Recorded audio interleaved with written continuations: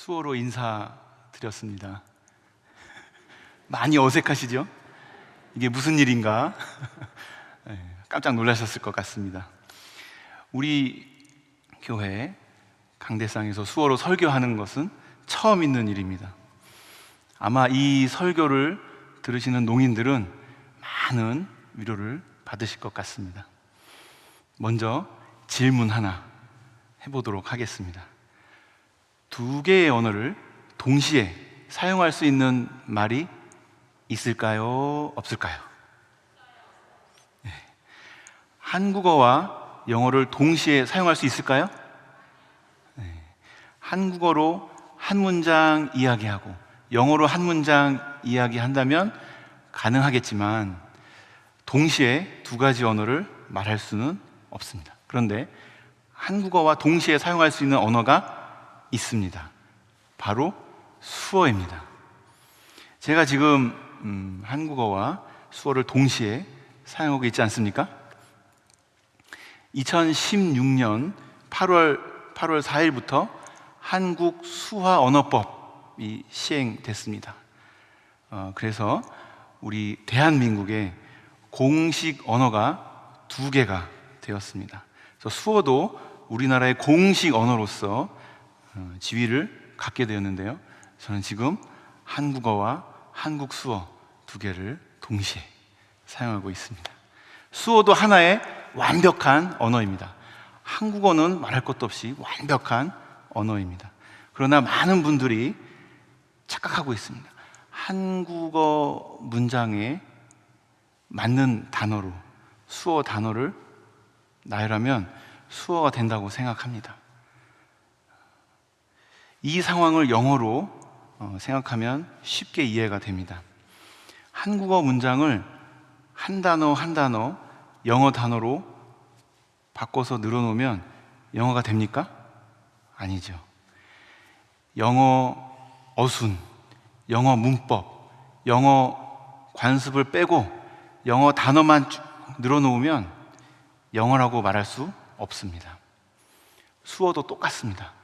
그래서 이렇게 수어로 이야기하는 것도 이상하고 한국어로 이야기하는 것도 이상하게 됩니다. 하지만 오늘은 이렇게 장애 체험을 할 수 있는 특별한 날이니까 농인의 입장에서 말씀을 들으시면 좋겠습니다. 장애인 사역에 임하는 정신을 알기 위해서는 먼저 교회가 무슨 일을 해야 되는지 생각해 보면 됩니다. 한번 여쭤보겠습니다. 교회가 해야 할 일은 어떤 일일까요? 이 답을 찾기 위해서는 이 땅에 처음 교회가 세워질 때의 상황을 보시면 됩니다. 예수님은 부활하신 이후에 하늘에 올라가시면서 큰 사명을 제자들에게 맡기셨습니다. 우리는 이 사명을 가장 중요한 명령이라는 뜻에서 지상명령이라고 부릅니다. 그리고 모여서 기도하는 제자들에게 성령이 임하셔서 성도의 모임이 시작됩니다. 교회는 이렇게 만들어졌습니다. 예수님의 명령과 성령을 받은 성도들, 이 두 가지로 교회가 시작됩니다. 다시 말하면 예수님은 이 땅에 하시던 일을 계속 하기 위해서 특단의 조치를 취하셨는데요. 그 유일한 전략이 바로 교회라는 것입니다. 예수님의 일을 대신할 수 있는 것이 교회밖에는 없다는 말씀입니다. 그러니까 교회의 할 일은 예수님의 일을 대신해서 하는 것입니다. 그렇다면 예수님은 이 땅에서 어떤 일을 하셨을까요? 하나님 나라를 선포하셨고 복음을 전하셨다고 요약할 수 있습니다. 그러면 예수님은 어떤 전략으로 이 일을 하셨을까요? 오늘 본문 말씀 마태복음 9장 35절처럼 하셨습니다. 가르치고 전하며 고치셨습니다. 지금 우리가 주목해야 될 것은 그 대상이 누구냐는 것입니다. 35절 뒷부분을 보실까요? 모든 병과 모든 약한 것이라고 되어 있습니다. 특별한 고민을 하지 않아도 가난한 자, 장애인, 과부, 고아, 이와 같은 사람들이라는 것을 알 수 있습니다. 똑같은 내용이 마태복음 4장 23절, 24절에 나옵니다. 그러니까 예수님은 권력을 잡기 위해 사람들을 만나신 것이 아닙니다. 예수님은 재물이나 명예에 관심을 두지 않으셨습니다. 예수님은 사람에 관심을 두셨습니다. 예수님은 영적으로 또는 육적으로 고통받고 죄의 구렁텅이에 빠져서 허덕이는 목자 없는 양과 같이 고생하며 기진하는 사람들을 구원하기 위해서 공생애를 다 바치셨습니다. 장애인도 여기에 포함됩니다. 그러므로 교회는 예수님이 하신 일을 대신하기 위하여 장애인 사역을 감당해야 합니다.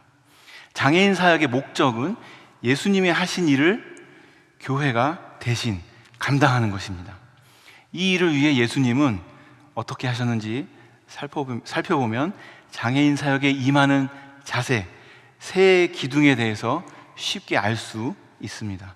먼저 35절을 보면 모든 도시와 마을을 두루 다니셨다, 이렇게 써 있습니다. 예수님의 모든 사역은 하나님 나라에 대한 것이었습니다. 가르치는 것은 하나님 나라의 복음이었고, 고치는 것은 하나님 나라의 회복과 치유를 경험하도록 만드는 것이었습니다. 예수님은 하나님 나라를 보여주시기 위해 사방으로 가셨습니다. 많은 사람들이 천국을 누려야 하기 때문입니다. 우리도 마찬가지입니다. 복음 앞에 차별을 두지 않으신 예수님처럼 모든 사람에게 복음을 전해야 합니다. 예수님은 우리를 불쌍히 여기셨습니다. 36절에 기록되어 있습니다. 목자 없는 양과 같은 처지에 놓인 우리를 보시고 견딜 수가 없으셨습니다. 방황하고 억눌려 있는 것을 보시고 긍휼히 여기셨습니다. 이것이 장애인 사역의 두 번째 기둥입니다. 힘들고 어려운 나의 삶에 찾아오신 예수님의 마음, 그 긍휼함으로 장애인 사역을 감당하는 것입니다. 그래서 예수님은 예수님의 긍휼을 경험해야 합니다. 긍휼이 무엇인지 알아야 긍휼을 베풀 수 있기 때문입니다.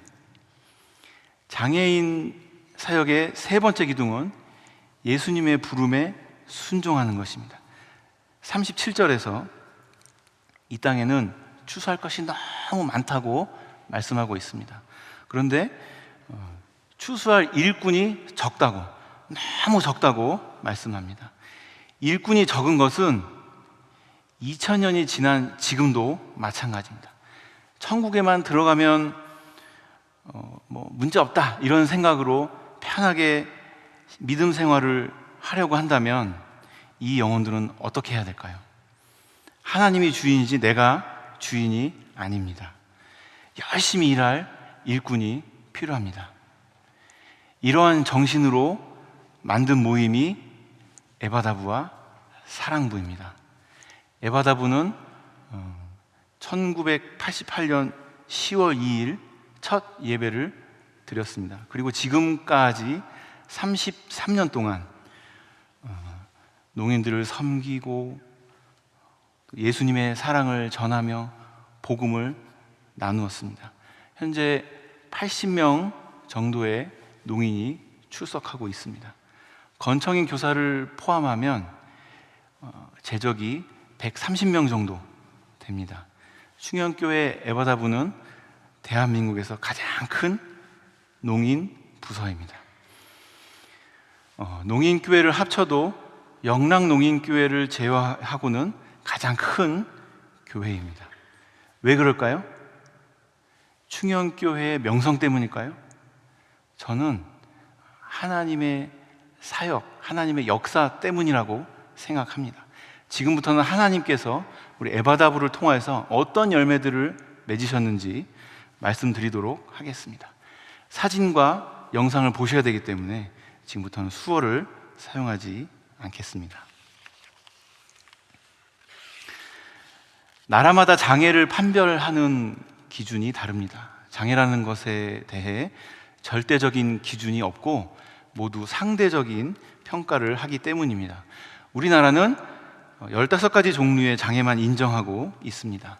보건복지부의 통계를 따르면 우리나라 국민 5,200만 명 중에 5%가 장애인입니다. 해가 거듭될수록 장애인이 늘어나 보이지만 실상은 장애인이 늘어난 것은 아닙니다.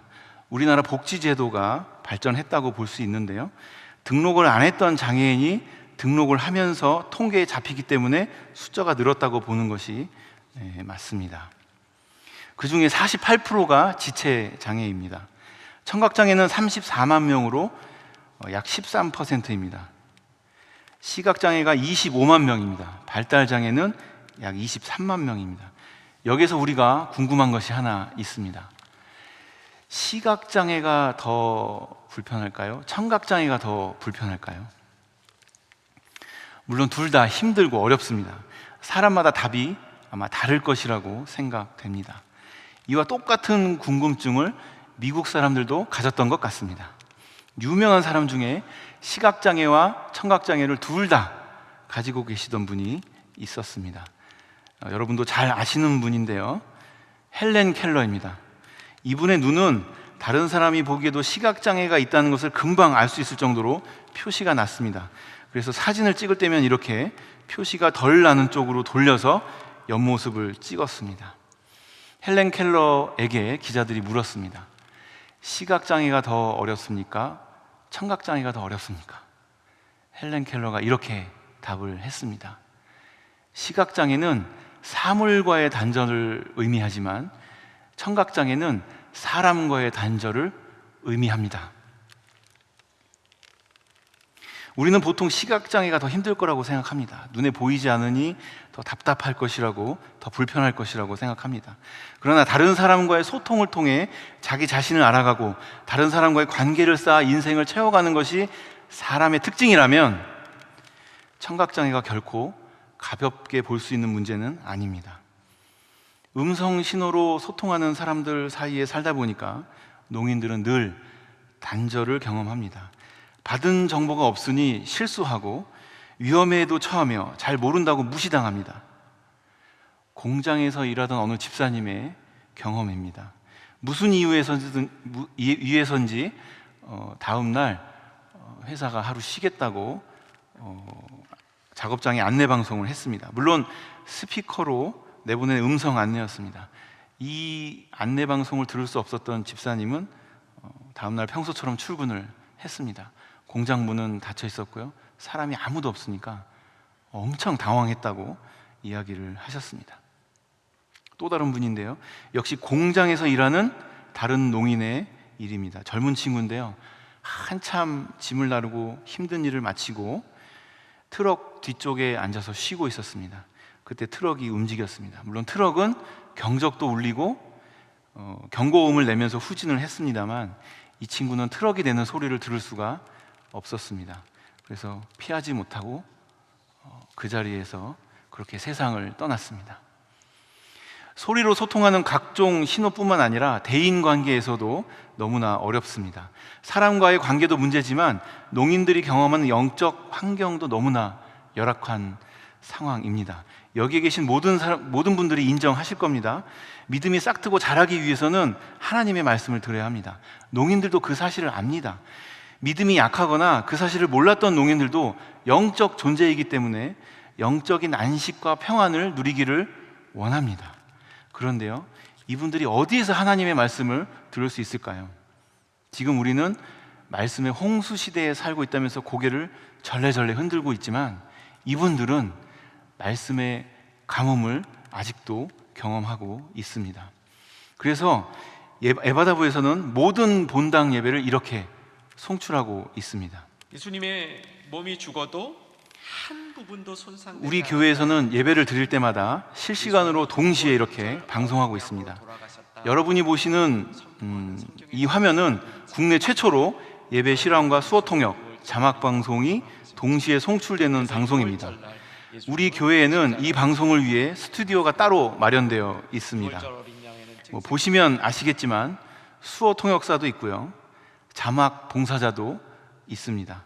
방송 장비를 작동하고 카메라를 조작하는 분까지 4명에서 5명이 매 예배 때마다 수고해 주시고 있습니다. 이렇게 수고하시는 수어 통역사가 5명, 자막 봉사자가 7명, 방송 장비 운영자가 2명이 있습니다. 모두 각자 자기 일이 있고 자원봉사로 수고해 주시는 분들입니다. 이렇게 많은 분들이 농인들에게 복음을 전하겠다는 그 한마음, 한뜻으로 수고해 주시고 있기 때문에 이런 방송이 가능한 것입니다. 사실 다른 교회는 우리 교회보다 더 좋은 장비, 더 많은 지원을 해주고 있습니다. 그러나 이렇게 방송하지 못합니다. 왜냐하면 사람이 없기 때문입니다. 수고해 주시는 손길이 없기 때문입니다. 이와 같은 사역은 에바다부 혼자 하는 것이 아닙니다. 자막을 위해 청년 1부, 청년 2부가 함께 수고해 주시고 계시고요, 수시로 에러가 발생하는 장비들을 손질하느라고 우리 방송실 직원들이 얼마나 고생하는지 모릅니다. 직업이기 때문에 그렇다라고 말할 수 있지만 제가 보기에는 그 이상의 헌신이 있다고 보여집니다. 방송 장비가 이렇다고 하는 상황을 권사님들도 잘 아셔서요, 얼마나 기도로 도와주시는지 모릅니다. 어떤 날은요, 방송 장비가 잘 작동하지 않아서 제가 막 쩔쩔매고 있었습니다. 막 이리 뛰고 저리 뛰고 막 1층부터 5층까지 막 오르내리고 있는데, 그러다가 중보기도실에 예배 기도단 안내문을 봤습니다. 그걸 보면서 아차 싶은 생각이 난 거예요. 그래서 그 길로 수어 방송실로 올라갔습니다. 그리고 방송 장비에 손을 얹고 기도를 했습니다. 주여. 그랬더니 이 장비들이 언제 그랬냐는 듯이 잘 돌아가는 겁니다. 얼마 전에는 이런 사정을 알게 된 장로님들이 새 장비로 바꿔주시겠다고 또 결정해 주셨습니다.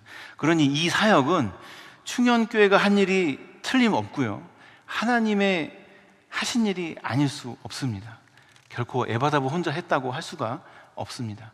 하루는 제가 이런 문자를 받았습니다. 청각장애 동생을 둔 사람입니다. 코로나로 인해 영상 예배를 드리며 예배 시간에 알아듣지 못하고 그저 예배의 시간을 지키던 동생이었습니다. 그런 모습을 인지하지 못하고 있다가 어제 청각장애인도 드릴 수 있는 자막 예배를 막 찾아다니다가 충현교회 수어자막 유튜브 채널을 발견하게 되었습니다. 실시간 예배도 지원되는 줄 몰라 지난 영상을 보며 예배드려야 되겠다 생각했는데, 오늘 실시간 예배도 자막 지원이 되는 것을 알게 되어 참 감사하게 동생과 예배를 드리게 되었습니다. 동생이 예배에 집중하고 고개를 끄덕이면서 듣는 모습이 참 감사했습니다. 장애인을 위한 자막 수어를 지원해 주셔서 정말 감사합니다. 수어와 자막 봉사를 해주시는 분들께도 정말 감사합니다. 그리고 이 콘텐츠를 만나게 해주신 하나님께도 감사합니다. 앞으로도 끊임없이 소외된 이웃을 위해 함께 해주셨으면 좋겠습니다. 적은 돈이지만 하나님께 감사의 마음을 돌려드려야겠다는 마음이 들어 감사 헌금을 보냅니다. 정말 감사합니다. 제가 사는 지역과 멀리 떨어진 곳이지만 충현교회가 하나님의 기쁨이 되는 교회가 될 수 있도록 기도로 중보하겠습니다. 감사합니다. 이렇게 하나님은 역사하십니다. 국내뿐만이 아닙니다. 미국에 이민 가서 사는 농인도 코로나 때문에 교회를 가지 못하니까 예배드릴 수 없어서 너무 안타까웠다고 합니다. 일본에 있는 농인, 러시아에 있는 농인까지 저희 예배 방송을 접하고 너무너무 좋다고 말씀하십니다. 이렇게 이 방송이 멀리까지 전해지고 있는데 정작 우리 교회에서는 잘 모르시는 분들이 있는 것 같습니다. 젊었을 때는 소리가 잘 들렸지만 나이가 들면서 소리가 잘 들리지 않는 분들 계시잖아요. 자막의 도움을 받으실 수 있습니다. 오늘 아셨으니까 가족들과 함께 한번 찾아보시고 앞으로는 하나님의 은혜를 듬뿍 누리시기를 소망합니다. 하나님은 에바다부를 통해 예배뿐만 아니라 훈련 과정에서도 열매를 맺으셨습니다. 저는 충현교회에서 자라서 다른 교회를 간 적이 없었기 때문에 우리 교회가 어려웠던 시절을 여러분과 함께 경험했습니다. 그때 저는 많은 고민을 했습니다. 교회가 즐겁고 생명력이 넘쳐서 활기차게 되면 얼마나 좋을까? 그렇게 하려면 무엇이 필요할까? 여러 가지가 있겠지만 평신도 입장에서 고민할 수 있는 부분은 한계가 있었습니다. 저는 그때 소그룹이 꼭 필요하다고 생각을 했습니다. 근처에 있는 어느 교회는 제자훈련으로 소그룹을 건강하게 만든다는 이야기를 들었습니다. 그래서 제자훈련에 대한 소망이 있었습니다. 그러던 어느 날 제가 하나님의 부르심을 받고 신학교에 들어가게 되었습니다. 마음속에 있는 이 소망이 꿈틀거리기 시작했습니다. 그래서 신학교를 다니는 내내 제자훈련에 대해 연구했습니다. 그리고 42개 교회를 탐방하면서 제자훈련으로 성장하는 교회, 왜 이 교회가 성장을 했는지, 제자훈련이 멈춘 교회, 제자훈련을 실패한 교회, 제자훈련 대신 다른 훈련으로 소그룹을 키우고 있는 교회, 이런 교회들을 보면서 선배 목사님들과 교회 현장을 통해서 많은 것을 보고 배웠습니다. 그래서 에바다부에서도 꼭 소그룹을 키워야 되겠다고 다짐을 하고 2015년부터는 훈련을 시작했습니다. 제자훈련을 여러분도 아시겠지만 기간도 길고요, 교재도 정해져 있어서 교회 전체가 결정해 주지 않으면 단독으로 할 수 있는 훈련이 아닙니다. 그때 하나님이 지혜를 주셨습니다. 훈련 방법은 똑같이 하지만 기간을 확 줄이고 교재를 바꿔서 해보자. 그렇게 2015년, 2016년, 2017년 청년 그룹과 교사 그룹을 대상으로 같이 훈련을 진행했습니다. 이렇게 3년을 하고 나니까 너무들 좋아하시고 잘 됐습니다. 근데 막막했습니다. 이제 어떻게 해야 되는가? 여기서 멈춰야 하나? 주여. 그런데 그때 한규삼 목사님이 우리 교회에 부임하셔서 제자훈련을 시행하는 것이었습니다. 할렐루야. 그래서 2018년 여제자반, 2019년 남제자반으로 농인들이 제자훈련을 받았습니다. 다들 아시겠지만 제자훈련이 얼마나 힘듭니까? 제자훈련이 다 끝나고 나서도 또 8주간 순장 사관 학교까지 마쳤습니다. 그렇게 순장 7명이 세워졌고요, 지금 에바다부에서는 5개의 순이 진행 중에 있습니다. 내년에는 2개의 순을 더 늘릴 계획이 있습니다. 제자훈련의 원조라고 할 수 있는 근처 교회에도 농인 순장, 농인 순모임이 없습니다. 게다가 2주 전에는 젊은 농인 3명이 저희 교회로 오는 일이 있었는데요, 어떻게 우리 교회로 오게 되었는지 그 친구들의 이야기를 들어보았습니다. 마음이 너무 갈급해서 큐티 나눔과 순모임이 있는 교회를 찾아다녔다고 합니다. 아무리 찾아도 농인 순모임이 없는데 충현교회에는 있다는 소식을 듣고 왔다는 겁니다. 그러니 이게 하나님이 하신 사역이 아니고 하나님의 하신 역사가 아니고 무엇이겠습니까? 하나님의 역사는 성도 간의 교제를 나누는 가운데에도 일어났습니다. 농인도 다른 사람들과 관계 맺기를 원합니다. 똑같이 차를 마시며 수다 떨고 싶어 합니다. 하지만 농인의 하루를 생각해 보면 이것이 결코 쉬운 일이 아닙니다. 농인들의 90% 이상이 어렸을 때 질병이나 사고로 몸에 열이 나면서 청력이 약해진 분들이기 때문에 대체로 가족들은 청력이 건강한 건청인들입니다. 그러니까 직장에서 다른 농인들을 만나지 않는 이상은 아침에 일어나서 밤에 잠들 때까지 편하게 소통할 수 있는 시간이 별로 없다는 얘기입니다. 이 얘기는 매일매일을 답답하고 외롭게 지내고 있다는 말씀입니다. 이 정도라면 그나마 다행입니다. 어느 장애인이나 마찬가지겠지만 농인들이 가장 싫어하는 말은 이런 말입니다. 너는 몰라도 돼. 나는 되는데 너는 왜 안 되니? 너는 해도 안 되니까 빠져. 너는 저리 가서 너희들끼리 놀아. 이런 말들 엄청 싫어합니다. 그런데 의외로 이런 이야기들을 자주 듣습니다. 그러니 주일날 교회에 오면 이분들은 너무 행복한 시간이 되는 겁니다. 그런데 농인들이 소통하는 방법이 아주 다양합니다. 왜냐하면 시력이 사람마다 차이가 나는 것처럼 청력도 다 다르기 때문에 소통하는 방법이 여러 가지가 있습니다. 그래서 어떤 분은 수어를 아주 잘하지만 어떤 분은 수어를 잘 못합니다. 심지어는 수어를 모르는 분도 있습니다. 한글이 익숙한 분이 있는가 하면 한글이 어려운 분도 있습니다. 그러다 보니 소통이 잘 안 되어서 서로 간 오해가 생깁니다. 쉽게 갈등하게 됩니다. 어느 날 하나님이 지혜를 주셨습니다. 나이와 성별을 떠나서 소통 방법이 같은 사람들끼리 반편성을 해보는 겁니다. 드디어 평화로운 모임이 열렸습니다. 이런 사랑의 교제를 만들어가는 일이 사람의 힘으로 되겠습니까? 하나님이 아니고서는 있을 수가 없는 일입니다. 에바다브를 통해서 하나님이 맺으신 열매를 이야기할 때 선교 얘기를 안 할 수가 없습니다. 보시는 세계 지도는 그동안 에바다브에서 파송한 선교팀이 언제 어디를 갔는지 한눈에 볼 수 있도록 만든 지도입니다. 에바다브 단기 선교팀이 가장 먼저 간 곳은 일본입니다. 2000년이었는데요. 당시에는 우리 교회뿐만 아니라 우리나라에서도 단기 선교가 활발하지 않았을 때였습니다. 그런 분위기에서 농인 단기 선교팀을 파송하겠다고 했으니 교회에서는 얼마나 걱정을 했을까요? 하여튼 많은 논의와 철저한 준비로 결국 일본을 2번 다녀옵니다.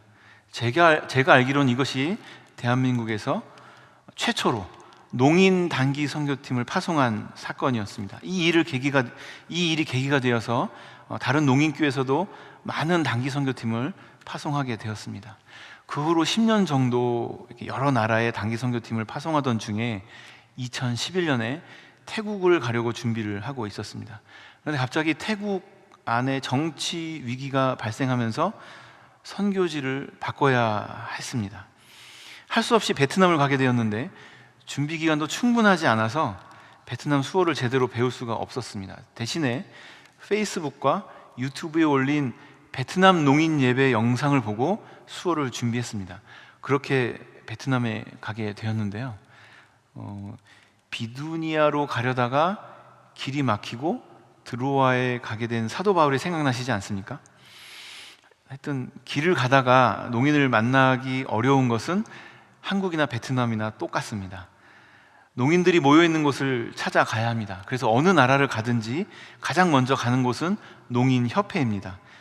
베트남에 갔을 때도 똑같았습니다. 협회 위치를 물어물어 찾아가는 중에 가까운 곳에 농인들이 모여있는 곳이 있다고 해서 가게 되었습니다. 근데 가서 보니까 베트남 수어를 저희가 배우려고 봤던 유튜브 영상의 주인공들이 그분들이었습니다. 한국에서 온 농인 목사님이 전도를 해서 그 모임이 만들어졌는데 그 목사님이 다른 곳으로 떠난 지 얼마 안 되었을 때 저희가 그분들을 만난 것입니다. 목사님이 안 계시기 때문에 설교를 누가 할 수가 없어서 베트남 농인들끼리 모여서 성경을 읽고 찬양을 하고 예배를 드린다고 이야기를 들었습니다. 이렇게 만나서 그곳에 농인교회를 세우기 위해 지금까지 협력하고 있습니다. 윤명범 선교사님은 2016년 하반기에 한국에서의 생활을 접고 하노이에 가셔서 이 농인들을 섬기고 계십니다. 지금 보시는 사진에 조금 전에 보셨던 사진에 여러분들 보시기에 윤명범 선교사님의 왼쪽에 있는 분이 람이라는 친구고요, 오른쪽에 있는 분이 호아라는 친구입니다. 이분들이 믿음이 좋고 성품 좋은 분들이라 또 이 목회자의 꿈도 있고 해서 베트남의 신학교에 보내고 있습니다. 그래서 에바다브에서는 농인들도 한 푼 두 푼 모아서 이분들에게 헌금을 매년 보내고 있습니다. 러시아 하버롭스크에서도 마찬가지로 하나님께서 저희들의 발걸음을 인도해 주셨습니다. 그래서 농인들을 만날 수 있었습니다. 여기서도 수시로 저희들과 영상 통화를 하면서 서로 돕고 있습니다. 한 달 전에는 여기에 있는 농인교회에서 매주 현장 예배를 드리고 있는데 중국산 마스크를 쓰다 보니까 너무 불편하다고 이야기를 했습니다. 그래서 한국산 마스크가 좋으니까 좀 보내달라, 이런 요청을 받았습니다. 그래서 2주간 특별 모금을 해서 70만 원을 모았고요, 1차적으로 마스크 1000개를 구입해서 보냈습니다. 지난주 토요일 날 도착해서 잘 나누었다는 소식을 들었습니다. 뿐만 아니라 이 교회 농인 성도 중에 어린 딸을 키우는 성도들이 여러 명 있다고 합니다. 농인들은 세계 어디를 가도 직장을 얻기가 어렵습니다. 러시아도 마찬가지인데요, 어린 딸을 키우다 보니까 여자 아이 옷이 좀 필요한데 형편이 안 된다는 것이었습니다. 그래서 입던 옷도 괜찮으니 꼭 좀 보내달라, 이런 부탁을 받았습니다. 딸을 키우는 농인 성도가 4명입니다. 엘레나는 만 3살의 비카를 키우고 있고요, 올가는 만 3살의 밀라노를 키우고 있습니다. 안나도 역시 만 3살의 아니타를, 베로니카는 만 4살의 다리나를 키우고 있습니다. 우리 성도님들 가정에 5세에서 7세 사이에 딸아이 옷이 작아져서 못 입게 되었다면 저희 에바답으로 보내주시기 바랍니다. 하나님 나라를 확장하고 어려운 이웃을 돕는 데 귀하게 사용하겠습니다. 코로나가 심각한 이 상황 속에서도 이런 일들이 계속 반복하는 것을 보면 살아계신 우리 하나님이 에바다부를 통해 또 충영교회를 통해 사역을 하고 계시는 것을, 역사하고 계시는 것을 확실히 알 수 있습니다. 어떠신가요? 장애인 사역 현장의 이야기를 들으시니 가슴이 뜨거워지는 것 같지 않습니까? 또 이 일들이 멀리 다른 교회 이야기가 아니라 우리 바로 옆에 있는 이야기, 또 우리 함께 동역하면서 이루어가는 일들이니까 더 뿌듯하지 않으십니까? 하지만 더 발전해야 합니다. 하나님의 뜻에 딱 맞도록 이렇게 사역하기 위해서는 2가지를 더 신경 써야 합니다. 첫 번째로 우리의 장애인 사역이 나아가야 할 방향이 있습니다. 바로 통합입니다. 여기서 통합이라 함은 장애인과 비장애인이 아무런 제약 없이 함께 어울려 사는 것을 말합니다. 예수님은 긍휼한 마음으로 장애인에게 손을 내미셨습니다. 오늘날 사회복지에서도 가장 이상적인 생활 구조가 통합이라고 말합니다. 그러나 여기에는 주의하여야 할 것이 있습니다. 아무런 준비 없이 장애인과 비장애인이 통합하는 것은 통합이 아니라 방치입니다. 장애인의 삶과 비장애인의 삶이 통합하려면 준비가 필요합니다. 장애인들이 비장애인들과 함께 살아가는데 불편한 것이 없도록 준비해야 한다는 것입니다. 이런 준비가 없다면 통합은 오히려 인간의 죄성으로 만들어진 방임과 소외, 차별을 가중시킵니다. 그래서 통합이 준비가 덜 된 현재 상황에서는 통합과 분리 둘 다 필요하다고 생각합니다. 이런 준비를 위해 전문적인 시설 혹은 기관이 필요합니다. 그것이 바로 에바다부, 또 사랑부라고 할 수 있습니다. 그렇다고 해서 우리 교회는 충현복지관 세웠으니까 장애인 사역 다 한 거야, 끝! 에바다부도 있고 사랑부도 있고 우린 잘하고 있어, 더 이상 요구하지 마, 끝! 이렇게 해서는 안 됩니다. 그런가 하면 에바다부와 사랑부는 끼리끼리 잘 먹고 잘 놀고 이런 데 집중할 것이 아니라 교회 안에 모든 성도들이 진정한 통합을 이루도록 노력해야 합니다. 하나님 뜻에 딱 맞는 사역을 위해 신경 써야 할 2번째는 관심과 헌신입니다. 그러나 관심을 가질 때는 조심할 것이 있습니다. 관심이 없는 것보다는 낫지만 어떤 경우에서는 관심이 더 큰 상처가 될 수도 있기 때문입니다. 이것을 이해하려면 먼저 동정과 긍휼의 차이에 대해서 알아야 합니다. 대상을 보고 불쌍하다고, 안타깝다고 이렇게 생각하는 감정은 기본적으로 똑같습니다. 하지만 상대방과 나와의 관계에 따라 사역에 몰입하는 정도가 다릅니다. 몰입하는 수준이 다릅니다. 그 차이에 따라 동정, 동감, 공감, 긍휼로 구분할 수 있습니다. 동정은 불쌍하고 측은하다는 감정을 말합니다. 그러나 대상자의 위치보다 내가 한참 위에 있습니다. 그래서 그 대상이 품은 마음과 감정을 똑같이 느끼지는 못하는 상태입니다. 그러다 보니 가끔은 마주하는 대상이 부족하다는 생각을 갖습니다. 고의는 아니지만 저럴만 하네, 이런 마음을 마음속으로 갖는 거죠. 이건 도덕적 심판입니다. 동감은 동정에 비교하면 내 위치가 많이 내려왔습니다. 하지만 아직은 대상의 위치보다 높습니다. 내가 좀 위에 있습니다. 다만 동정의 감정에서 발전한 것이 있다면 그 대상이 품은 마음과 감정을 똑같이 느끼는 것입니다. 그러나 아직 내가 더 나은 자리에 있다는 생각이 있기 때문에 그 대상이 처한 상황과 입장을 이해하지는 못합니다. 3번째로 공감은 대상자의 나의 위치가 동일합니다. 그래서 대상이 품은 마음과 감정을 똑같이 느끼는 것을 넘어서 왜 그런 행동을 했는지, 왜 그런 상황을 만났는지 처지나 입장을 충분히 이해할 수 있습니다. 대체로 우리가 공감 정도만 하더라도 많은 위로가 일어나고 치유와 회복이 일어납니다.